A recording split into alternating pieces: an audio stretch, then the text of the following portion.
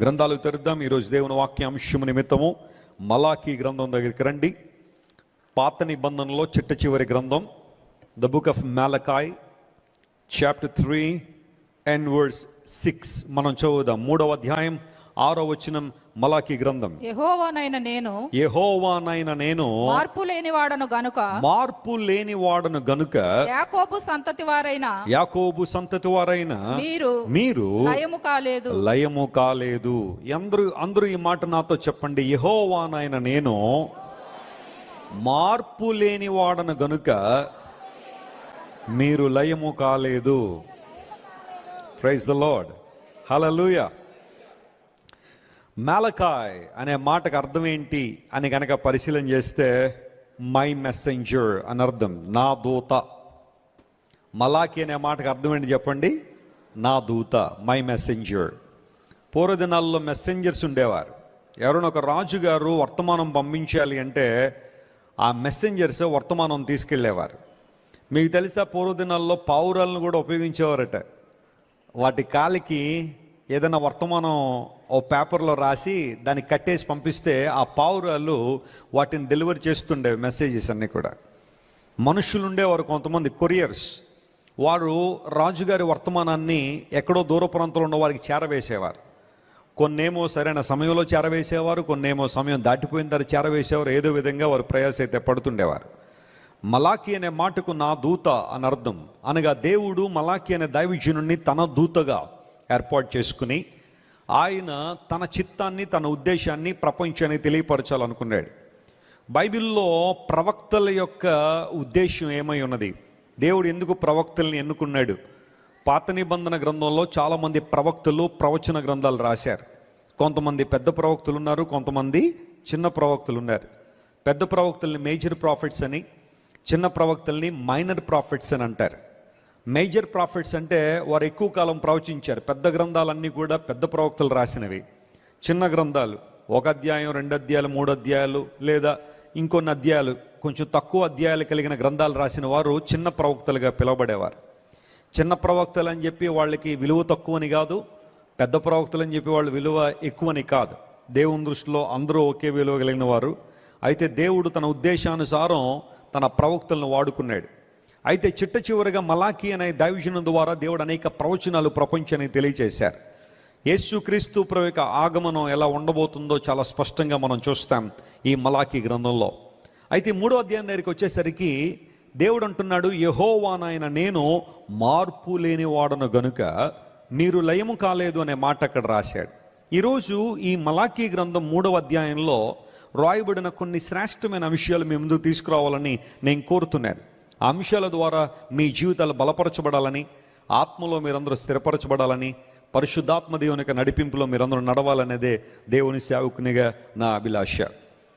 నేను మార్పు లేని వాడను అని దేవుడు ఎందుకు అన్నాడు? మార్పు లేని ఆయన అనుభవాన్ని ఇంగ్లీష్లో ఇమ్యూటబుల్ అంటారు. ఇమ్యూటబిలిటీ అంటే అన్చేంజింగ్ గాడ్ అని అర్థం. దేవుడు మారలేదు, మార్పు చెందడు అని అర్థం. ప్రపంచంలో చాలా మారిపోతున్నాయి, కానీ దేవుడు మాత్రం ఎప్పుడు మారనివాడు. స్తోత్రం చెప్పండి, హల్లెలూయా.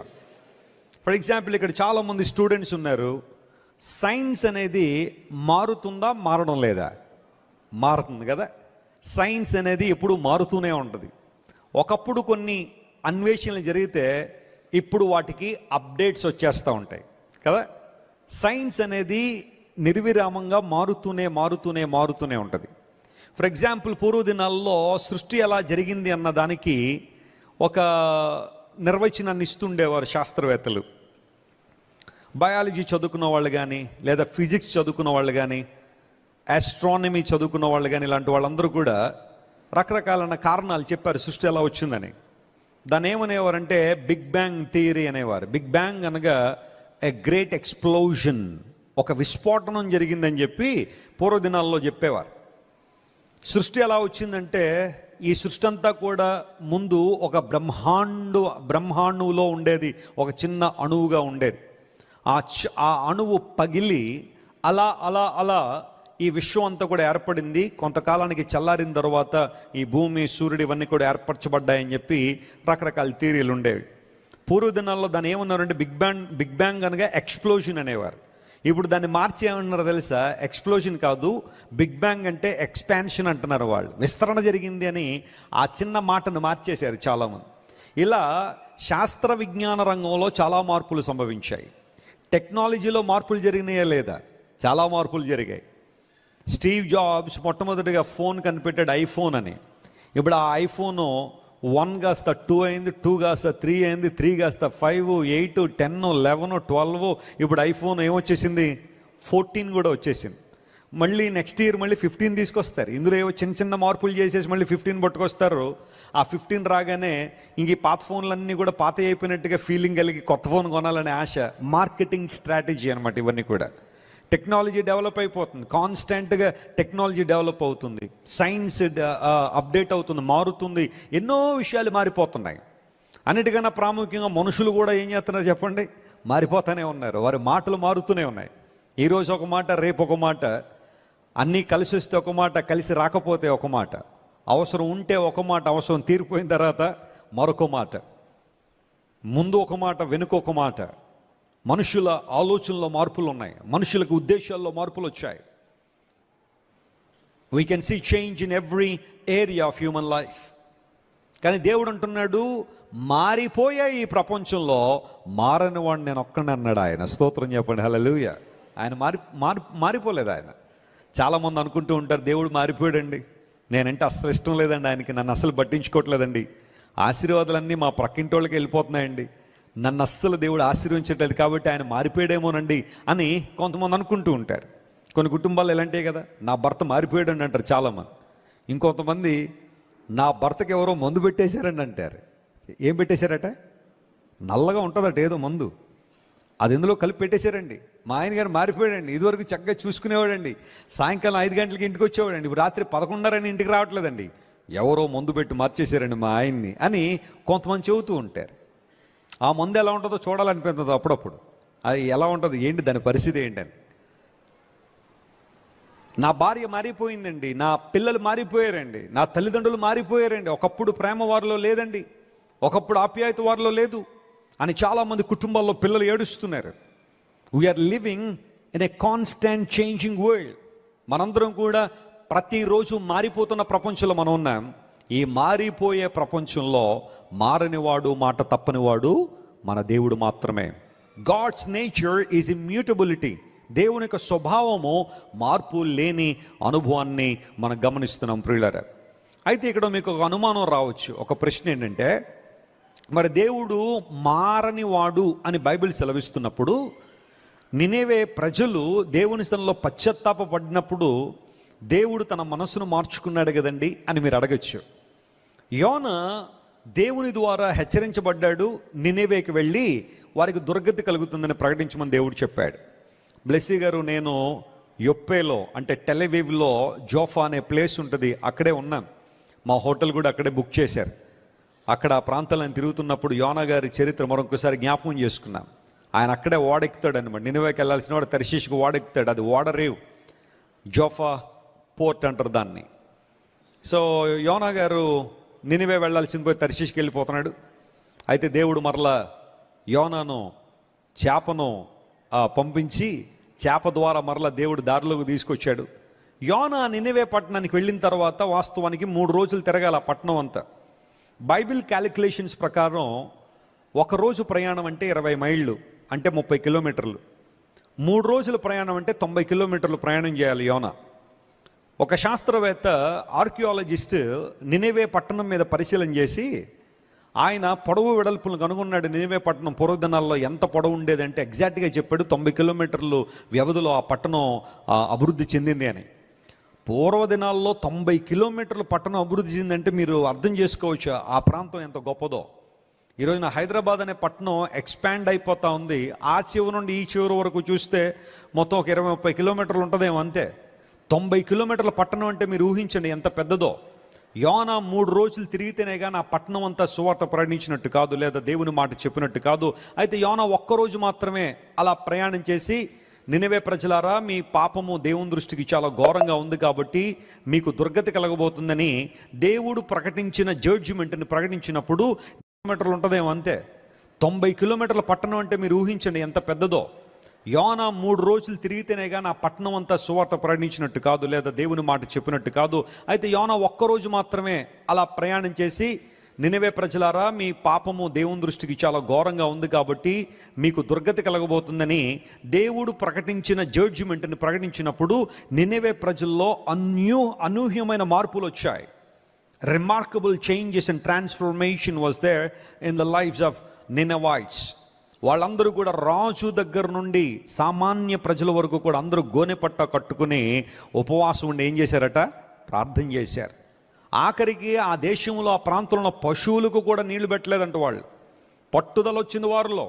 దేవుడు మన మీద ఒక జడ్జిమెంట్ని ప్రకటించాడు, దాన్ని మరలా వెనుకకు తీసుకోవాలి, దేవుని కృప మనకు కావాలి, ఆయన ఆయన ఆయన కటాక్షం మన మీద ఉండాలి, ఆయన ప్రేమ మనకు కావాలని చెప్పి నినవే ప్రజలందరూ కూడా, ఒక మాటలో చెప్పాలండి, వేరే పనేమీ లేదు, వారందరూ దేవుని వైపు తిరగడానికి ఉపవాసం ప్రార్థన చేసినప్పుడు దేవుడు అన్నాడు, నేను పశ్చాత్తాప పడుతున్నాను, నేను చెయ్యాలనుకుంటున్న కీడు చేయకుండా మాని నినవే ప్రజలు ఏం చేయబోతున్నానో రక్షించబోతున్నానని. ఇప్పుడు అందరికీ వచ్చే అనుమానం ఏంటంటే, దేవుడు ఎందుకు మనసు మార్చుకున్నాడని. మరి ఇక్కడేమో మార్పు లేనివాడని ఉంది కదండి, మరి అక్కడేమో దేవుడు మారినట్టుంది. వారు ప్రార్థన చేసినప్పుడు, దేవుని వైపు తిరిగినప్పుడు ఆయన చేద్దాం అనుకున్న కీడు చేయకుండా మానేశాడు, ఆయన మార్పు చెందినట్టే కదా అని కొంతమంది అడగచ్చు. జాగ్రత్త వినండి ప్రియులారా, దేవుడు నేను మార్పు లేని వాడను అని ఎందుకు అన్నాడంటే, అక్కడ ఆయన మాట్లాడుతుంది ఆయన స్వభావంలో మార్పు లేదు. స్తోత్రం చెప్పండి, హల్లెలూయా. ఆయన స్వభావం ఎప్పటికీ ఏమవ్వలేదు, మారలేదు. ఆయన నేను పరిశుద్ధున్నై ఉన్నాను గనుక మీరు కూడా ఎలా ఉండండి, పరిశుద్ధులై ఉండండి అని మోషే కాలంలో దేవుడు ప్రకటించాడు. మనం లేవీకాండం చదివితే 19వ అధ్యాయంలో మాటను చూస్తాం. ఇప్పుడు అక్కడ పరిశుద్ధంగా దేవుడు ఉన్నాడని చెప్పి ఈ రోజున ఏమన్నా అపరిశుద్ధుడు అయ్యాడా ఆయన అంటే ఖచ్చితంగా కాలేదు. ఆయన పరిశుద్ధత అలాగే ఉంది. స్తోత్రం కలుగును గాక. నేను యాకోబును ప్రేమించానన్నాడు దేవుడు. యాకోబు అనగా మోసగాడు. యాకోబు అనే మాటకు మడిమును పట్టుకున్నవాడు అని అర్థం, హీల్ క్యాచర్ అని అర్థం. అలాంటి యాకోబును ప్రేమించిన దేవుడు ఎప్పటికీ కూడా మనల్ని ప్రేమిస్తూనే ఉన్నాడు. హల్లెలూయా. అంటే ఆయన స్వభావంలో ఏం రాలేదన్నమాట, మార్పు రాలేదు. ప్రార్థన చేసినప్పుడు దేవుడు తన ప్రజల ప్రార్థన విని తన మనసును మార్చుకున్న సందర్భాలు కొన్ని ఉన్నాయి బైబిల్లో. అలా అని చెప్పి దేవుడు మారిపోయాడని కాదు, ఆయన స్వభావంలో ఎన్నడూ మార్పు రాలేదు. ఆయన ప్రేమలో మార్పు రాలేదు, ఆయన యొక్క కటాక్షంలో మార్పు లేదు, ఆయన వాత్సల్యములో మార్పు లేదు, ఆయన మన పట్ల కలిగిన ఉద్దేశాల్లో మార్పు లేదు. దేవుడు మన పట్ల మార్పు లేని దేవుడుగా ఉన్నాడు గనుక మనము నేటికి సజీవులమై ఉన్నామని లేఖనం సెలవిస్తుంది. ప్రియులారా, ఈరోజు నీవు నేను ఆరాధిస్తున్న దేవుడు మార్పు లేని దేవుడు. ఈ మాట వింటున్న ప్రతిసారి నాకెంత ప్రోత్సాహం ఉంటుందంటే, ఆనాడు అబ్రహాము ఏ దేవుణ్ణైతే ఆరాధన చేశాడో, ఆనాడు మోషే ఏ దేవుని పాదాల దగ్గర అయితే ప్రార్థన చేశాడో, ఆనాడు దావీదు ఎవని పాద సన్నిధిలో అయితే నిలవబడి దేవుని నుండి ఆశీర్వాదాలు పొందుకున్నాడో, బైబిల్లో రాయబడిన అనేక మంది భక్తుల జీవితాలు అద్భుతాలు చేసిన దేవుడు నేటికి మన మధ్య సజీవంగా ఉన్నాడు. నమ్మిన వారు గట్టిగా చప్పట్లు కొట్టి ప్రభువును మహిమపరచండి. హల్లెలూయా. He is still alive with us. The same God who was with those people in the Old Testament is still alive with us tonight, this morning. ఈ ఉదయకాల మనతో దేవుడు అలాగే ఉన్నాడు. అందరూ బట్టి ఆ సందర్భాల్లో లేఖనాలు మనం చదువుతుంటే దేవుడు ఇచ్చిన వాగ్దానాలు ఎలా ఉంటాయంటే, యెహోషువతో ఒక సందర్భంలో దేవుడు మాట్లాడుతూ అన్నాడు, నేను మోషేకు తోడై ఉండునట్లు నీకు కూడా ఎలా ఉంటానో తోడై ఉంటాను అన్నాడు. మోషేకి నేను ఎలాగైతే తోడుగా ఉన్నానో, నువ్వు కన్నులారా చూసావు, మోషేని ఎలా నడిపించానో, మోషేని ఎలా వాడుకున్నానో, మోషేని ఏ విధంగా నేను నడిపించానో నువ్వు చూసావు కదా. మోషేకు తోడై ఉన్నట్టు నేను నీకు కూడా ఎలా ఉంటానో తోడై ఉంటాను. యెహోషువకు అంతకన్నా గొప్ప వాగ్దానం ఏం కావాలి చెప్పండి? మోషేకు తోడై ఉన్నట్టుగానే నాకు కూడా తోడై ఉంటాడని నమ్మిన యెహోషువ ఇశ్రాయేలు ప్రజలందరినీ కూడా కనాను దేశంలో నడిపించాడు. ఎవరి పోర్షన్ వారికి ఇచ్చి చాలా చక్కగా తన నాయకత్వాన్ని రుజువుపరుచుకున్నాడు. దావీదునకు చూపిన శాశ్వత కృప మీకును చూపుతానని దేవుడు వాగ్దానం చేశాడు. అంటే ఆనాడు దావీదు జీవితంలో, అబ్రహాము జీవితంలో, యాకోబు జీవితంలో, ఇస్సాకు జీవితంలో, మన యొక్క మూలపిత్రులైన వారి జీవితంలో దేవుడు ఎలాంటి అద్భుతాలు చేశారో, ఓ మాటలో చెప్పాలంటే అంతకన్నా గొప్ప కార్యాలు మన జీవితంలో జరిగించడానికి దేవుడు సామర్థ్యం కలిగిన వాడే. ఆయన మార్పు లేనివాడు. అందును బట్టి ఎప్పుడు కూడా నీకు వచ్చే శ్రమను బట్టి, నీకు వచ్చిన కష్టాన్ని బట్టి దేవుడు మారిపోయాడండి అని ఇప్పుడు అనడానికి లేదు. ఆయన మార్పు లేనివాడు. ఇమ్యూటబిలిటీ అనేది దేవుని యొక్క స్వభావ లక్షణమై ఉన్నదనే విషయాన్ని గుర్తించాలి. పరిశుద్ధుడైన దేవుడు, ఆయన పరమ పవిత్రుడైన దేవుడు. ఆయన ఎప్పుడూ కూడా పవిత్రతను కోల్పోలేదు, పరిశుద్ధతను కోల్పోలేదు. దేవునికి ఉన్న ప్రధాన లక్షణాలలో ఒకటి ఏంటంటే పరిశుద్ధత. అందును బట్టే ఆయన దగ్గరికి వచ్చే వాళ్ళందరికీ దేవుడు ఏమి ఇవ్వాలనుకున్నాడు? ఆయన పరిశుద్ధత ఇవ్వాలని కోరుతున్నాడు. ఆయన యేసు ప్రభు ఈ లోకానికి వచ్చింది మనుషుల మతాలు మార్చడానికి రాలేదు. ఆయన అశ్లీలమైన జీవితాలతో, అశ్లీలమైన బ్రతుకులతో నింపబడిన మానవుణ్ణి రక్షించి పరిశుద్ధతలోని తీసుకురావాలని దేవుడు ఆశించాడు. నేను పరిశుద్ధుడై ఉన్నాను కాబట్టి మీరు కూడా పరిశుద్ధులుగా ఉండండి. యేసు ప్రభు వారి లోకంలో ఉన్న కాలంలో ఆయన శిలువ మీద మరణించినప్పుడు 4వ మాటగా ఆయన ఇలా పలికారు, ఎల్లోయి ఎల్లోయి లామా సబక్తాని, నా దేవా నా దేవా నన్నెందుకు చేయి విడిచితివని. ఆ మాట మనం ధ్యానం చేసేటప్పుడు ఒక విషయాన్ని గుర్తిస్తాం. అదేనంటే, తండ్రి అయిన దేవుడు ఎందుకు యేసు ప్రభు వారి చేతిని విడిచిపెట్టాల్సి వచ్చింది అంటే, వాస్తవానికి యేసుక్రీస్తు ప్రభు పరిశుద్ధుడైనప్పటికీ కూడా మన కోసము ఆయన ఎలా మార్చబడ్డాడట? ఆయన పాపముగా చేయబడ్డాడు. ఆయనలో పాపం లేదు, కానీ మన నిమిత్తము పాపముగా చేయబడ్డాడు, శాపముగా చేయబడ్డాడు. ఈ విషయాన్ని పౌలు మహాశయుడు కూడా తన పత్రికలు రాశాడు. క్రీస్తు మన కోసము శాపమై, మన నిమిత్తము ఆయన పాపముగా మార్చబడ్డాడు. కానీ యేసు ప్రభులో పాపం లేదు. పరిశుద్ధుడిగా ఉన్న దేవుడు పరిశుద్ధతను అలాగే కలిగి ఉన్నాడు ఆయన. అయితే మన పాపములను ఆయన మీద వేసుకుని ఆయన పాపమును తన మీద వేసుకున్నాడే కానీ ఆయన పాపిగా మార్చబడలేదు. ఈ విషయాన్ని గుర్తుపెట్టుకోవాలి. God's nature remain still same. ఆయన స్వభావం ఎప్పుడు కూడా పరిశుద్ధత అలాగే ఉంది. మన పాపమును, మన దోషమును ఆయన మీద వేసుకుని మన నిమిత్తం ఆయన శిలువలో పాపానికి క్రైదనాన్ని చెల్లించాడు. కనుక ఈరోజు మనందరూ కూడా విడుదల పొందాం, విమోచన పొందాం. ఆయన మార్పు లేనివాడు. అందును బట్టి మనం లయం కాలేదు. ఈరోజు అలాంటి గొప్ప దేవుణ్ణి మనం ఆరాధన చేస్తున్న, మార్పు లేని దేవుణ్ణి. చాలా పాటలు మనం పాడుతూ ఉంటాం కదా, మార్పు లేని దేవా మాయందు ఉన్న దేవా స్తుతింతున్ స్తుతింతున్ స్తుతి చేయుచునుందున్ హల్లెలూయా ఆనందమే హల్లెలూయా ఆనందమే మార్పు లేని దేవా మాయందు ఉన్న దేవా.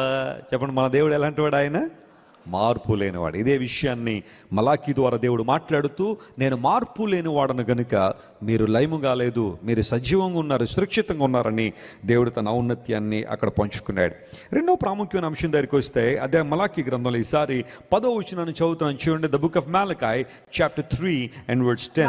దానిలో రాయబడిన మాట, నా మందిరములో ఆహారము ఉండునట్లుగా 10వ భాగమంతయు మీరు నా మందిరపు నిధిలోనికి తీసుకొని రండి.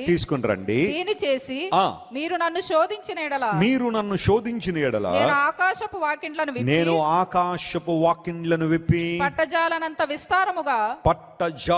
విస్తారముగా దీవెనలు కుమ్మరించెదను అని సైన్యములకు అధిపతి యెహోవా ఏం చేస్తున్నాడు? ఆయన సెలవిచ్చుచున్నాడు. ప్రభు అంటున్నాడు, నేను మీకు పట్టజాలనంత విస్తారమైన దీవెనలు కుమ్మరిస్తానని. ఈ మాట మనకి ఎంత ఇష్టమో కదండి. అదే వెస్లీ గారు, దానికోసమే నేను కనిపెడుతున్నానండి. ఆ మాట మీరు చెప్తారనే కనిపెడుతున్నానండి అని చాలామంది అనుకోవచ్చు కదా. That's okay. ఇది బైబిల్లో రాయబడిన మాటే, మనం ఎవరో సొంతంగా చెప్పింది కాదు కదా. దేవుడు అన్నాడు, పట్టజాలనంత విస్తారమైన దీవెనలు మీ మీద కుమ్మరిస్తాను. ఎప్పుడంటే నా మందిరపు నిధిలోనికి మీ 10వ భాగమును ప్రతిష్టార్పణలో తీసుకురండి. అంటే దేవునికి ఏదో లేదని, ఆయన బేదవాడని, ఇప్పుడు మనం ఇవ్వకపోతే ఆయనకు పబ్బం గడవదని మనం తీసుకురావట్లేదు దేవుని దగ్గరికి. కృతజ్ఞతతో దేవుడు మనకి ఇచ్చాడు గనుక, మనకు అనుగ్రహిస్తున్నాడు కాబట్టి కృతజ్ఞతతో మనం దేవుని దగ్గర తీసుకొస్తున్నాం. పాత నిబంధన కాలంలో 10వ భాగం యొక్క నియమం ఇశ్రాయేలు ప్రజలు చాలా గట్టిగా పాటించేవారు. అయితే నూతన నిబంధనలోకి వచ్చిన తర్వాత చాలా మందిలో కొన్ని ప్రశ్నలు ఉండొచ్చు, 10వ భాగం ఇవ్వాలా ఇవ్వద్దా అనేది. అయితే ఇక్కడ నూతన నిబంధనల విధానం ఏంటి అంటే, ప్రతి ఒక్కరూ కూడా దేవుడు తమకిచ్చిన కొలది, దేవుని కొరకు వారు నిశ్చయించిన కొలది ఉత్సాహంగా దేవుని దగ్గర తీసుకురావాలని లేఖనాలు సెలవిస్తున్నాయి. గమనించండి ప్రియులారా, మనం దేవునికి ఇచ్చే విధానంలో పరిపూర్ణమైన నమ్మకంతో, విశ్వాసంతో దేవునికి మనం ఇచ్చినప్పుడు అది ఎంతనే దేవుడు చూడడం లేదు, కానీ ఏ హృదయంతో మనం ఇస్తున్నామని. కేవలం నేను ధనం గురించే మాట్లాడడం లేదు. నీ సమయాన్ని నువ్వు దేవునికి ఇచ్చినప్పుడు, నీ తలాంతులను దేవుని కోసం వాడినప్పుడు, దేవుడు నీకు ఇచ్చిన వరాలను దేవుని కోసం వినియోగించినప్పుడు, ఆయన నీకు ఇచ్చిన ట్రెజర్స్ ఏవైతే ఉన్నాయో, నీకు ఇచ్చిన సామర్థ్యం ఏదైతే ఉందో అది నువ్వు దేవుని కోసం వినియోగించినప్పుడు, దేవుడు పట్టజాలనంత విస్తారమైన దీవెనలు నీ మీద కృమ్మరిస్తానని ఆయన వాగ్దానం చేశాడు. Beyond your expectation, beyond you contain, నీవు మోయగలిగిన దానికన్నా ఎక్కువ ఆశీర్వాదాలు ప్రభువు నీకు ఇచ్చే దేవుడు ఆయన. నా మట్టుకు నా జీవితంలో ఎన్నో సందర్భాల్లో దేవుడు ఆ విషయాన్ని రుజువుపరుచుకున్నాడు. విశ్వాసంతో దేవుని సన్నిధిలో నా గుప్పిలి తెరిచినప్పుడు ఆయన నా గుప్పిల్ని ప్రతిసారి నింపిన దేవుడే కానీ నన్ను ఇప్పుడు ఖాళీ చేసిన వాడు కాదు. ఆయన పట్టజాలనంత దేవుని కృమ్మరిస్తాన వాగ్దానం చేశాడు. పాత నిబంధన కాలంలో ఒక చరిత్ర మనందరికీ తెలుసు. రూతు అనే ఒక యవనస్తురాలు మోయాబు దేశంలో ఉండేది. మోయాబు నుండి తన అత్తతో పాటు ఆమె ఎక్కడికి వచ్చినట్టుంది దేవుని వాక్యంలో? బెత్లెహేమ్కి వచ్చింది. Praise the lord. బెత్లెహేమ్ అనే మాటకు అర్థం ఏంటి చెప్పండి? బేత్ అనగా ఇల్లు, లెహెం అనగా రొట్టె అని అర్థం. బెత్లెహేమ్ అనగా రొట్టెలి ఇల్లు అని అర్థం. ఇప్పుడు తన అత్తతో కలిసి రూతు బెత్లెహేమ్కి వచ్చింది. అలా రావడానికి ఆమెకున్న మోటివేషన్ ఏంటి అంటే, బహుశా నయోమి ఆయా సందర్భాల్లో సజీవుడైన దేవుని గురించి, నిజ దేవుని గురించి ఆమెకు చెప్పు ఉండొచ్చు. ఒకనొక సమయం వచ్చేసరికి ఆమె నిర్ణయించుకోవాల్సిన సమయంలో ఉంది. నేను బెత్లెహేం వెళ్ళాలా లేదా తిరిగి మోయాబులోనికి వెళ్ళాలా అనే నిర్ణయం తీసుకోవాల్సిన సమయం వచ్చినప్పుడు రూతు ఒక మంచి నిర్ణయం తీసుకుంది. నేను బెత్లెహేంకే వెళ్తాను. అయితే రూతుతో పాటుగా నయోమికి మరొక కోడలు ఉంది. ఆమె పేరు ఏంటి అని బైబిల్లో ఉంది చెప్పండి? ఓర్పా. ఆమె నయోమికి ముద్దు పెట్టి మళ్ళీ మోయాబుకి వెళ్ళిపోయింది. ఈమెతో వెళ్తే నాకు కష్టాలు వస్తాయేమో, ఇప్పటికే చాలా నష్టపోయాను నయోమితో ఉండడం బట్టి, ఇంక నేను వాటన్నిటికీ సిద్ధంగా లేననుకుని ఓర్పా ముద్దు పెట్టేసి తన అత్తకి వెనక్కి వెళ్ళిపోయింది. కానీ రూత్ అలా వెళ్ళలేదు. తన అత్తతో ఒక నిబంధన చేసుకుంది. ఏమనంటే, నీ జనమే నా జనము, నీ దేవుడే నా దేవుడు, నిన్ను నన్ను మరణం తప్ప మరేది కూడా ఏం చేయలేదు, వేరు చేయలేదు. What a wonderful commitment. ఎంత అద్భుతమైన తీర్మానం అది. ఈరోజు అలాంటి కోడళ్ళు ఉంటే ఎంత బాగుంటాయండి కుటుంబాలన్నీ కూడా. అత్తలతో అంత స్మూత్గా చక్కగా మాట్లాడేవాళ్ళు. అత్తమ్మ నీ జనమే నా జనం, నీ దేవుడే నా దేవుడు అని చెప్పగలిగిన వాళ్ళు ఉన్నారా ఈ రోజులో కోడళ్ళు? ఈ రోజులో కోడళ్ళ పరిస్థితి ఎలా ఉందంటే, ఓ అత్త నీ దేవుడు నీ దేవుడే నా దేవుడు నా దేవుడే, నీ తిండి నీదే నా తిండి నాదే, నీ వంటగది నీదే నా వంటగది నాదే, నీ ఇల్లు నీదే నా ఇల్లు నాదే. ఇదే పరిస్థితే. కానీ కుటుంబాల్లో అత్తను ప్రేమించే కోడళ్ళు చాలా తక్కువ మంది, కానీ లేరని నేను అంటలేదు, ఉన్నారు, కానీ చాలా తక్కువ మంది ప్రపంచంలో కనబడుతున్నారు. ప్రతి కోడలు ఆశిస్తుంది అత్త ఇంటికి రాగానే వాళ్ళ ఇంట్లో కూతురుగా నన్ను చూసుకోవాలని ఆశిస్తుంది. కూతురుగా నేను చూసుకోవాలని ఆశించినప్పుడు నీ అత్తను కూడా తల్లిగా నువ్వు చూస్తున్నావా? చూడరు. ఈమెమో అత్తను తల్లిగా చూడదు, కానీ అత్త ఈమెను ఎలా చూసేయాలట? కూతురుగా చూడాలని ఆశిస్తారు. It's a mutual response. ఇద్దరిలో కూడా అలాంటి అనుభవాలు ఉండాలి. అత్తా కోడల మధ్య సమన్వయం ఉన్నప్పుడు కుటుంబాలు ఆశీర్వాదకరంగా ఉంటాయి. అలా కాని పక్షంలో అత్తా కోడల మధ్యలో భర్త బర్గర్లో మధ్యలో చికెన్ నలిగిపోయినట్టుగా నలిగిపోతుంటాడు. ఆయన ఎటెళ్లలో తెలియని పరిస్థితి. ఎవరు అడిగారట, మీ అమ్మగారు మీ భార్య ఇద్దరు దెబ్బలాడుకుంటూ నువ్వు ఎక్కడ ఉంటావంటే, నేను తలుపు చాటున ఉంటున్నానంట ఆయన. ఎందుకోసం? ఇప్పుడు ఎవరి పక్షాన్ని నిలబడితే ఏమైందో తెలియని పరిస్థితి. అందును బట్టి మెల్లగా తలుపు చాటుకి వెళ్ళి పేపర్ చదివేసుకుంటూ ఉంటాడట ఆయన.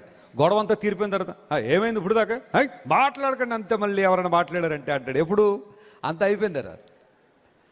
కొంతమంది భర్తలు అలా నలిగిపోతారు మధ్యలో. కానీ రూతు ఒక మంచి కోడలుగా, ఉత్తమమైన కోడలుగా, నయోమి అప్పటికన్నీ నష్టపోయింది. నయోమితో పాటు ఇప్పుడు బెత్లెహేంకి వస్తే ఏం ఉంటుందో కూడా తెలియదు, ఎక్కడ ఉండాలో తెలియదు, ఏం తింటారో తెలియదు. But still she made a decision to follow her mother in law. దేవుని చిత్తాన్ని గ్రహించి నయోమితో పాటుగా రూత్ ఎప్పుడైతే బెత్లెహేంకి వచ్చిందో, దేవుడు అంచెలంచెలుగా ఆమెను ఆశీర్వించడం మొదలుపెట్టాడు. అంచెలంచెలుగా రూతు నిలబెట్టడం ప్రారంభించారు. కమింగ్ టు ద పాయింట్, ఎప్పుడైతే రూతు నయోమితో పాటు బెత్లెహేంకి వచ్చిందో, అక్కడ బోయేజు గారికి పొలాలు ఉన్నాయి. బెత్లెహేంలో చాలా మంచి పొలాలు బోయేజు గారికి ఉన్నాయి. యవల కోత ప్రారంభించింది, బార్లీ కోత ప్రారంభించబడింది. ఎప్పటికీ మనం బెత్లెహేం వెళ్తే అక్కడ యవలతో రొట్టెలు చేసి పెడతారు, చాలా బాగుంటాయి. ఆ రొట్టెలతో పాటు వెజిటేబుల్స్ కావచ్చు లేదా చికెన్ కావచ్చు వాట్ ఎవర్ సర్వ్ చేస్తూ ఉంటారు. బెత్లెహేంలో టెంట్ రెస్టారెంట్స్ ఉంటాయి. ఎవల కోత, ఎవల బార్లీలతో రొట్టె తయారు చేస్తూ ఉంటారు.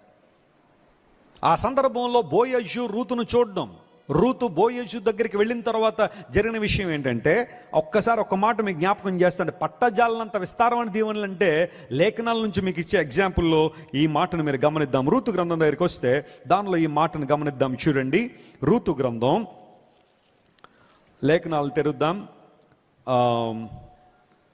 3వ అధ్యాయం 15వ వచనం చదువుతున్నాం. చూడండి, the book of Ruth chapter 3 and verse 15. మరియు అతడు నీవు వేసుకొనిన దుప్పటి తెచ్చి పట్టుకొనమని చెప్పగా, నీవు వేసుకొనిన దుప్పటి తెచ్చి పట్టుకొనమని చెప్పగా, ఆమె దానిని పట్టెను. అతడు 6 కొలల యవలను కొలిచి, చూడండి, 6 కొలల యవలను కొలిచి ఆమె భుజం మీద నుంచగా, ఆమె భుజం మీద పెట్టగా ఆమె పురములోనికి వెళ్ళెను. ఇప్పుడు చూడండి, బోయేజు గారు రూతుని పిలిచి అన్నారు, అమ్మా నీకు ఎవలు ఇద్దాం అనుకుంటున్నాను, నీవు దుప్పటి తెచ్చుకున్నావు కదా, దుప్పటి పరుచు అన్నాడు. వెంటనే ఆమె తన దుప్పటిని ఏం చేసిందట, పరిచినప్పుడు ఎన్ని కొలలు అని ఉంది అక్కడ? 6 కొలలు. 6 కొలలు ఎవలు కొలిచి రూతు భుజం మీద పెట్టేశాడంట ఆయన. ఇప్పుడు ఈ 6 కొలలు బరువు ఎంత అనేది బైబిల్ పండితులు లెక్కించడం ప్రారంభించేసరికి most of the Bible commentators వారు చెప్పిన మాట ఏంటంటే, ఒక్క కొల అంటే బైబిల్ లెక్కల ప్రకారం 15 కేజీలట. చెప్పండి, ఒక కొల అంటే ఎన్ని కేజీలు? 15 కేజీలు. ఇప్పుడు 6 కొలలు అంటే ఎంత? 90 కేజీలు. ఏమంటే ఒక స్త్రీ 90 కేజీలు మోయగలదండి? ఇక్కడ ఎవరైనా స్త్రీలు ఓ 10 కేజీలు లేదా ఒక 25 కేజీలు బియ్యం బస్తా మోయడమే చాలా కష్టమైపోద్ది కదా. 90 కేజీలు మోయగలదా రూతు? అయితే ఇక్కడ బైబిల్ సెలవిస్తుంది, బోయజు ఎంత ప్రేమ కలిగిన వాడంటే ఆమె మోయగలిగిన దానికన్నా ఎక్కువ ఇచ్చాడు. దేవుడు నామమున స్తోత్రం చెప్పండి, హల్లెలూయా.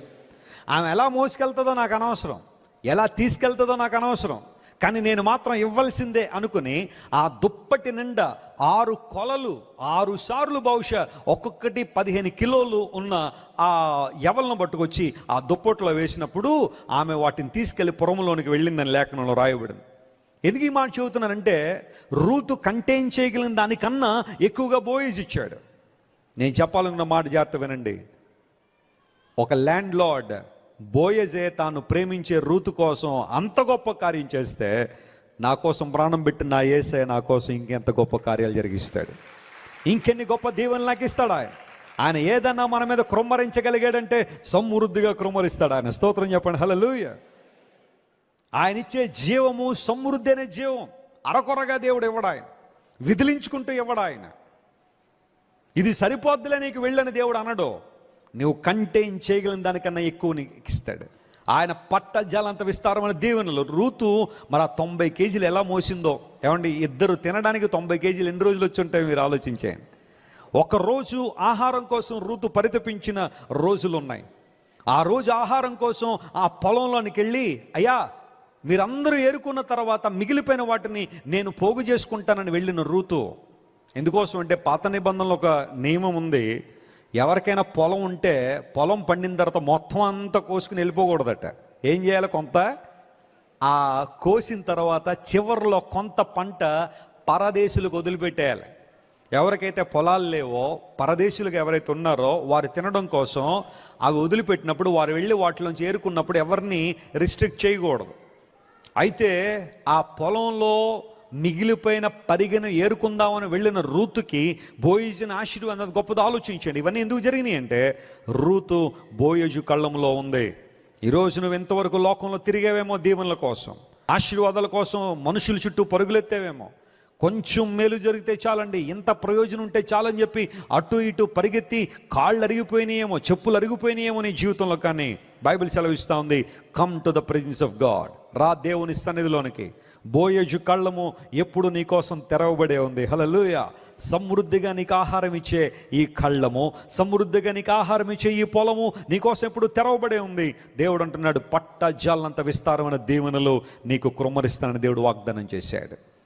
విశ్వాసంతో నువ్వు దేవుని కోసం చేయగలిగితే, నీ సమయాన్ని, నీ సామర్థ్యాన్ని, నీ యొక్క తలాంతులను దేవుని కోసం వినియోగించగలిగితే దేవుడు ఖచ్చితంగా విస్తారమైన దీవెనలో ఆయన కుమ్మరిస్తాడు. నేను సేవలోనికి వచ్చిన తర్వాత సింగపూర్ అనే దేశానికి ఒకసారి ఒక యూత్ కాన్ఫరెన్స్లో నా యొక్క రెస్పాన్స్ ఇవ్వడానికి ఆంధ్రప్రదేశ్ నుండి రిప్రజెంట్ చేయడానికి నన్ను పిలిచారు. సింగపూర్ వెళ్ళిన తర్వాత ఆ మీటింగ్లో నేను చెప్పాలనుకున్న మాటలన్నీ చెప్పిన తర్వాత అక్కడున్న వాళ్ళు చెప్పారు, రేనాడ్ బాంక్ అనే దేవుని సేవకుడు సింగపూర్లో ఫైర్ కాన్ఫరెన్స్ నిర్వహిస్తున్నారు, మీరు కూడా ఎందుకు వెళ్ళకూడదు, ఇక్కడే ఉన్నారు కదా అనగానే ఎందుకు వెళ్ళకూడదు, తప్పనిసరిగా వెళ్ళొచ్చు కదా అని చెప్పి నేను కూడా కాన్ఫరెన్స్కి వెళ్ళాను. పెద్ద ఆడిటోరియం, ఒక క్రికెట్ స్టేడియం అంత ఆడిటోరియం, అదంతా కూడా క్లోజ్డ్ స్టేడియం. దానిలో మీటింగ్. రేనాడ్ బాంకే గారు ఆయన వాస్తవానికి ఆయన జర్మనీ దేశానికి సంబంధించిన వాడు, అమెరికాలో సెటిల్ అయ్యారు, ఆఫ్రికాలో చాలా అద్భుతమైన పరిచర్య చేసిన గొప్ప దైవజనుడు. నేను కపుల్ ఆఫ్ టైమ్స్ ఆయన కలుసుకోవడానికి ప్రభు సహాయం చేశారు. అయితే ఆయన ఆ మీటింగ్ అంతా అయిపోయిన తర్వాత రేనాడ్ బాంకే గారు అన్నారు, నేను ప్రపంచం అంతా సువార్త చెబుతున్నాను, మరి మీలాంటి దేవుని ప్రజలందరూ కూడా సహకరిస్తేనే కదా ఇన్ని గొప్ప కార్యాలు జరిగేవి, అందును బట్టి ఈ మీటింగ్లో ఆఫరింగ్స్ కలెక్ట్ చేద్దాం, అవి ఆఫ్రికాలో సువార్త సభల కోసం వినియోగిస్తాను, దేవుడిని ప్రేరేపించిన కొలది దేవుని కోసం ఇవ్వండి అని ఆయన ఒక పిలుపునిచ్చాడు. వెంటనే అందరూ కూడా అషర్స్ రెడీగా ఉన్నారు బాక్సులు పట్టుకుని ఆ కానుకలు స్వీకరించడానికి. నేను అప్పుడు చిన్న వాలెట్ ఉండేదిలేండి నాకు, ఇప్పుడు వాలెట్ వాడలేదు. ఆ వాలెట్లో అలా ఓపెన్ చేసి చూడగానే $10, $2, 2 నోట్లు ఉన్నాయి, దానిలో 2 కరెన్సీ బిల్స్ ఉన్నాయి, ఒకటి $10, ఒకటి $2. వెంటనే నేను ఆయన పిలుపు ఇవ్వగానే నా వాలెట్ ఓపెన్ చేసి ఆ $2 గట్టిగా పట్టుకున్నాను. ఎవరికి ఇవ్వడానికి? దేవునికి ఇవ్వడానికి. పరిశుద్ధాత్మ దేవుడు మాట్లాడుతున్నాడు, నీ పర్స్ అంతా కూడా నువ్వు ఖాళీ చేయాలి, నీ వాలెట్ అంతా నువ్వు ఖాళీ చేయాలి, నీకున్నదంతా ఇచ్చేసే అన్నాడు. ప్రభువా ఇదేమన్నా రాజమండ్రి ఆయన, ఒకవేళ నాకు ఏదైనా లేకపోతే ఎవరైనా ఏదైనా సహాయం చేయలేదు, దేశం కానీ దేశం ఇది. మా నాన్నగారు వెళ్ళేటప్పుడు $100 ఇచ్చారు నాకు. నాయన, మా నాన్నగారు నన్ను జాన్ బాబు అంటారు చాలా ప్రేమతో, జాన్ బాబు ఇదిగో $100. నాన్నగారు ఎన్ని రోజులకండి? 20 రోజులు ఎంతో ఉండాలి నేను అక్కడ. ఈ $100 అది కూడా ఆ కాలంలో చాలా కష్టమే. $100 మా నాన్నగారు తీసుకురావడం అనేది నా చేతిలో పెట్టి, మరి 20 రోజులు ఇవే వాడుకోవాలి, జాగ్రత్తగా పొదుపుగా వాడుకో, అవసరం ఉన్న చోట ఖర్చు పెట్టు, లేకపోతే ఖర్చు పెట్టద్దు అని $100 నాకు ఇచ్చి పంపిస్తే వారం రోజుల్లో $88 అయిపోయినాయి అక్కడ నాకు. ఎందుకోసం అంటే వాటర్ తాగాలంటే $1, వాటర్ తాగాలంటే $2. ఆ డిపెండ్స్ ఆన్ ప్లేస్. ఫుడ్ కొనుక్కోవాలంటే చాలా కాస్ట్, సింగపూర్లో కాస్ట్ ఆఫ్ లివింగ్ చాలా ఎక్కువ. వారం అంతా పొదుపుగా ఖర్చు పెడితే $88 అయిపోతే ఇంకా నేను ఉండాల్సిన రోజులంటే 12 మాత్రమే ఉంటే, ప్రభువా ఇప్పుడు ఇవన్నీ ఇచ్చేయమంటావా? నువ్వు చాలా విచిత్రంగా మాట్లాడుతున్నావు ఆయన. ఇప్పుడు నేను నిర్ణయం తీసుకోవడానికి పెద్ద సమయం లేదు, ఇంటికి ఫోన్ చేసి ఇవ్వమంటారా వద్దంటారా ఇలాంటివన్నీ సమయం లేదు, వచ్చేస్తుంది బాక్స్ చాలా స్పీడ్గా వచ్చేస్తుంది నా దగ్గరికి. వెంటనే దేవుని ఆత్మకు లోబడి నా వాలెట్లో ఉన్న $12 అందులో వేసాను పిల్లరా. I made my self zero, ఇంకేమీ లేవు నా దగ్గర. $12 కానుకేసేసాను దేవునికి. పాటలు అయిపోయినాయి, దేవుని వాక్యం అయిపోయింది, మధ్యాహ్నం లంచ్ లేదు, ఓబీ పట్టాను, సాయంకాలం స్నాక్స్ లేదు, ఓబీ పట్టాను. అందరూ అడిగి, brother Wesley are you not eating అని అడుగుతున్నారు. అరవడే కానీ రా అని ఎవరు అడగట్లేదు నన్ను. నువ్వు తింటలేదా అంటున్నారే కానీ రా తిందు కానీ ఎవరు అడగట్లేదు. I think that was a test from the lord. దేవుడు కొన్నిసార్లు పరీక్షిస్తాడేమో అనిపిస్తుంది. సాయంకాలం డిన్నర్ లేదు, మీటింగ్ అంతా అయిపోయిన తర్వాత నేను బస్ స్టేషన్ దగ్గరికి వచ్చాను. వచ్చిన తర్వాత నాకు ఒక న్యూస్ వెయిటింగ్ ఏంటంటే, ఆఖరి బస్సు కూడా వెళ్ళిపోయిందట అప్పుడే. మళ్ళీ ఇది కూడా మనకి భోజనం లేదు, స్నాక్స్ లేదు, ఏమీ లేదు, ఆఖరికి లాస్ట్ బస్సు కూడా వెళ్ళిపోయింది. ఇప్పుడు 40 కిలోమీటర్లు నడుచుకెళ్ళాలి నేను. ఎలా ప్రభువా ఏంటి? ఒకదాని మీద ఒకటి, పరీక్షల మీద పరీక్షలు. ఆ రాత్రి వేళ 10:30-11 ఆ టైంలో ప్రియులారా ఒక్కడనే 40 కిలోమీటర్స్ నడవడానికి సంసిద్ధుడు నేను. మ్యాప్లు లేవు, ఏమీ లేవు, నడుచుకుంటూ వెళ్ళిపోదాం, తెల్లారేపటికి ఎక్కడో చోటుకి వెళ్ళిపోదాం. అలా నడుస్తూ ఉన్నానో లేదో నమ్మడి దేవుని బిడ్డలారా, కొంచెం దూరం వెళ్ళగానే ఒక రెడ్ కారు నన్ను పాస్ చేసుకుంటూ వెళ్ళి ముందుకెళ్ళి మరలా వెనక్కి వచ్చారు. ఇద్దరు ముసలోళ్లే, ఆమె డ్రైవ్ చేస్తుంది, ఆమె భర్త గారు కూర్చుని ఉండారు. కారు అద్దం దింపి ఆయన అన్నాడు, hey gentleman do you want a lift అన్నాడు. నేను ఆన్సర్ ఏం చెప్పలేదు, ముందు డోర్ తీసి కూర్చుని పోయాను లోపల. ఎందుకంటే నేను ఏదో ప్లేస్ చెప్పి వాళ్ళటి వెళ్ళనని చెప్పి మళ్ళీ ఈ బాధలు లేదు మనకి.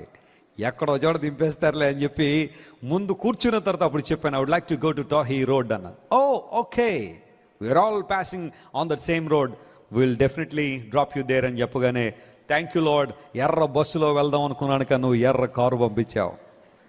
దేవుడు మేలు ఎంత గొప్పది అంటే, ఆ కారులో కూర్చున్నాను, చాలా చక్కగా డ్రైవ్ చేశారు, నేను వెళ్ళాల్సిన చోటుకి తీసుకొచ్చారు. ఈజ్ ఇస్ ద ప్లేస్ అని అడిగితే ఎస్ అని చెప్పి దిగిన తర్వాత మనస్ఫూర్తిగా థ్యాంక్స్ చెప్పాను, థ్యాంక్ యూ సో మచ్. కొన్ని ప్రాంతాల్లో అడిగినా కూడా లిఫ్ట్ ఇవ్వరు, కానీ మీరు నేను అడగకుండానే నా దగ్గరికి వచ్చి లిఫ్ట్ కావాలని అడిగి మరీ నన్ను ఎక్కించుకున్నాను. నేను ఎవరో తెలియకపోయినా, నేను ఎలాంటి వాడినో తెలియకపోయినా, అది మీ చాలా మంచిదనం అండి, thank you so much for that అని థ్యాంక్స్ చెప్పేసి నా రూమ్కి వెళ్తా ఉంటే ఆమె మళ్ళీ హాంగ్ చేస్తుంది, డోర్ ఆ హార్న్ కొడతా ఉంది. మళ్ళీ ఎందుకు పిలుస్తున్నారని చెప్పి అలా వెనక్కి వచ్చేసరికి, ప్రియులారా నమ్మండి దేవుడు చేసిన మేలు, ఆయన అద్దం దింపి $100 నా చేతిలో పెట్టి యూజ్ దెమ్ అని చెప్పి వెళ్ళిపోయాడు. ఆయన ఎవరో నాకు తెలియదు, నాకు అవసరం ఉందని కూడా నేను చెప్పలేదు, నా స్థితి ఏంటో ఆయనకి తెలియదు, కానీ నా దేవుడు బహుశా ఆయనకి చెప్పున్నాడేమో, బ్లెస్ హిమ్ విత్ సంథింగ్ అని ఆయన వెనక్కి పిలిచి $100 చేతిలో పెడితే ఆ రాత్రంతా నిద్రపట్టలేదు నాకు. ఎందుకోసం తెలుసా? ప్రభువా, నేను నీకు ఇచ్చింది, నేను ఇద్దాం అనుకుని 2, కానీ నువ్వు ఇమ్మంది 10, నేను ఇచ్చిన దానికి 10 రెట్లు ఎక్కువ ఇచ్చావయ్యా. నా విశ్వాసాన్ని స్థిరపరిచింది నా పరిచర్య ప్రారంభంలో. ప్రియులారా, ఇవ్వడంలో ఉన్న గొప్పతనం ఏంటో ఆ రోజు నాకు అర్థమైంది. ఆ రోజు నేనైతే తీసుకున్నాను, కానీ ఆ రోజు నుండి ఈ రోజు వరకు ఇవ్వడం అంటే ఏంటో నేర్చుకున్నాను. దేవుడు నామమున స్తోత్రం కలుగును గాక. నేను చెప్తున్నాను, దేవుని సేవకునిగా నేను ఎప్పుడు గుప్పిలి తెరిచినా దేవుడు 100 ఇస్తూనే ఉన్నాడు, కానీ ఎప్పుడు కూడా నన్ను ఇబ్బందులు పాలు చేయలేదు. ఆయన పట్టజాలనంత విస్తారమైన దీవెనలు, రూతు మోయలేనంత 6 కొలల ఎవ్వలు ఒక స్త్రీ మోయలేదు. కానీ బోయజ్ అనుకున్నా మోస్తుందో లేదన్న తర్వాత అనవసరం, ఇవ్వడం మాత్రం నా బాధ్యత అనుకున్నాడు. కొలిసి పోసాడట దుప్పటి నిండా, ఆ ఎవ్వలు మోసుకుంటూ వెళ్ళింది. ప్రభునందు ప్రియులారా, దేవుని కొరకు నువ్వేదైతే చేశావో, ఏ కార్యమైతే ప్రభు కోసం నువ్వు చేయాలని ఇష్టపడుతున్నావో మనస్ఫూర్తిగా చేయి, హృదయపూర్వకంగా చేయి. ఒక పాట పాడేవా దేవుని కోసం, మనస్ఫూర్తిగా చేయి. వాక్యం చెప్పే అవకాశం వచ్చిందా, దేవుడు వింటున్నాడని, ఆయన బోధకు ఎండార్స్ చేస్తాడని చెప్పి నువ్వు దేవుని వాక్యాన్ని బోధించు. ప్రార్థన చేసే అవకాశం వచ్చిందా, మనస్ఫూర్తిగా ప్రార్థన చేయి.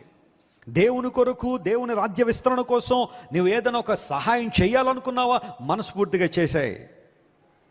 దేవుని కోసం నడవాలనిపించిందా, నడు దేవుని కోసం, దేవుని సువార్త కోసం. కష్టమైన, ఇబ్బందిన, నష్టమైన దేవుని కోసం నిలబడాలా, నిలబడో. అందుకు తగిన ప్రతిఫలం దేవుడు ఖచ్చితంగా నీకు దయచేస్తాడు. ఎప్పుడు కూడా ఆయన అప్పు ఉండేవాడు కాదు. స్తోత్రం చెప్పండి, హల్లెలూయా. ఒకసారి మీ ప్రక్క వరకు తిరిగి దేవుడు ఎప్పుడు అప్పు ఉండడని చెప్పండి ఒక మాట. ఆమేన్. ఆయన ఎప్పుడు అప్పు ఉండే దేవుడు కాదు. ఆయన నువ్వు ఆయనకి ఇస్తే మరలా ఆయన దగ్గర ఉంచేసుకుని ఆయన నీకు రుణం ఉండిపోయేవాడు కాదు. ఆయన కొలిసి పోసేవాడు. ఆయన విస్తారంగా దేవుడిని ఆశీర్వదించగలిగినవాడు. నమ్ము ప్రియ దేవుని బిడ్డ, నువ్వేది చేసిన దేవుని కోసం గొప్ప కార్యం మనస్ఫూర్తిగా చేయి. దేవాలయంలో కానుకలు వేస్తున్నాడు చాలామంది. ప్రభువారు కానుక పెట్టు దగ్గరుండి అందరిని ఏం చేస్తున్నాడు, ఆయన చూస్తున్నాడు. ఆయన చూశాడు. అందరూ వేస్తూ ఉండగా ఒక ఆమె వచ్చి ఆ కానుక పెట్టిలో 2 కాసులు వేసిందట. 2. వెంటనే ప్రభు అన్నాడు, ఈమె అందరికన్నా ఎక్కువ ఇచ్చింది అన్నాడు. ఆయన అక్కడున్న వాళ్ళందరూ అనుకుని ఉండొచ్చు, 2 కాసులు వేసిన విధవరాలు నీకు అంత గొప్పదైపోయిందా? మేము ఎంతంత ఇస్తున్నావు నీకు, ఎంతంత సమర్పించుకుంటున్నావు నీకు? 2 కాసులు వేసిన ఆమెను ఎందుకు అంతగా నువ్వు అభినందిస్తున్నావంటే, దేవుడు అన్నాడు, మీకు కనబడేది 2 కాసులే కావచ్చు, కానీ నాకు కనబడేది ఏంటో తెలుసా? ఆమెకు తనది ఉన్నదంతా ఏం చేసింది, తీసుకొచ్చి తన జీవనమంతా పట్టుకొచ్చేసింది. ఇక్కడ కొన్నిసార్లు మనుషులు మనం లెక్క పెడతాం, ఎన్న వందల వేల లక్షల అని, కానీ దేవుడు ఏ హృదయంతో ఇస్తున్నావు అని చూస్తాడు. ఆయన నువ్వు ఏ హృదయంతో దేవుని కోసం చేస్తున్నావు, ఏ హృదయంతో దేవుని కోసం పనిచేస్తున్నావు. నీ హృదయాన్ని చూసే దేవుడు ఆయన, నీ ఆలోచనలు చూసే దేవుడు ఆయన. కొంతమంది చాలా ఎక్కువే ఇస్తారేమో, కానీ విసుకుంటూ ఇస్తారేమో, వారికి బహుశా ఫలము రాకపోవచ్చు. కానీ కొంతమంది ఇచ్చేది తక్కువే కావచ్చేమో, కానీ మనస్ఫూర్తిగా ప్రభువా ఇది నా దేవుని కోసం నేను ఇస్తున్నాననే ఆకాంక్షతో ఇవ్వగలిగితే దేవుని కార్యాలు స్పష్టంగా మన జీవితంలో చూస్తాం. రండి, నా మందిరపు నిధి అన్నాడా, లేదా నా మందిరం పేదిల్లు అన్నాడా? ఆయన దేవుని మందిరం నిధా లేకపోతే పేదిల్లా? కొంతమంది అనుకుంటారు, నేను ఇవ్వకపోతానండి పాస్టర్ గారికి, పాపం ఆ రోజు ఏముండదండి, భోజనం కూడా నేనేనండి మొత్తం పాస్టర్ గారిని అంతా ఇప్పటిదాకా నిలబెట్టేసింది, పోషించేసింది అని. నువ్వు తప్పుకుంటే కాకులతో పంపిస్తాడు ఆయన. స్తోత్రం చెప్పండి, హల్లెలూయా. మనం తప్పుకుంటే సేవకులను దేవుడు దేంతో పోషిస్తాడు ఆయన? కాకులతో కూడా పోషించగలడు ఆయన. అందులో ఇబ్బంది ఏమీ లేదు. సింపతితో ఎప్పుడు కూడా సపోర్ట్ చేయకండి. ఇప్పుడు నేను ఇవ్వకపోతే వాళ్ళ బతుకులండి చాలా దారుణం అయిపోనండి, నేనే ఇచ్చాను కాబట్టి నిలబెట్టానండి అని ఎప్పుడు అనొద్దు. దేవుడు నీకు అవకాశం ఇచ్చాడు. ఆమేన్, హల్లెలూయా. ఆ కుటుంబాన్ని నిలబెట్టడానికో ప్రోత్సహించడానికో దేవుడిచ్చిన అవకాశంగా భావించి, కానీ సింపతి, జాలితో ఎప్పుడు కూడా మనం కానుకలు ఇవ్వాల్సిన అవసరం లేదు. రాజుకి ఇచ్చినట్టుగా ఇవ్వాలి. దేవుని కోసం ఏదైనా ఇచ్చేటప్పుడు he deserves everything from us. ఆయన సమస్తము మన నుండి తీసుకోవడానికి అర్హుడా కాదా? ఖచ్చితంగా అర్హుడే. ఎందుకోసం? ఆయన తన ప్రాణాన్నే మన కోసం ఇచ్చిన దేవుడు. He has given everything to us. What we can render to his love. ఆయన ప్రేమకు తిరిగి మనం ఏమి ఇవ్వగలం? దేవుని కార్యాలు స్పష్టంగా జరిగినట్లుగా, రండి నా మందిరపు నిధి అన్నాడు ఆయన. దేవుని మందిరం ఎప్పుడు కూడా నిధియే. దానిలోనికి మనం తీసుకొచ్చే ప్రతి కానుకను దేవుడు అంగీకరిస్తాడు, ఆశీర్వదిస్తాడు. పట్టాజాలంత విస్తారమైన దీవెన నా ప్రజల మీద క్రొమ్మరిస్తాను దేవుడు వాగ్దానం. నేను నమ్ముతున్నాను ప్రియులారా, ప్రకటిస్తున్నాను దేవుని సేవకునిగా. దేవుడు మీలో ఉన్న ప్రతి ఒక్కరి గుప్పిలి నూరంతలుగా నింపునుగాక. హల్లెలూయా, ఆమేన్. మీరు అనేక మందికి ఇచ్చేవారుగా ఉందురుగాక. పట్టే చేతులను దేవుడు పెట్టే చేతులుగా మార్చునుగాక. దేవుడు చేస్తాడు. చాలామంది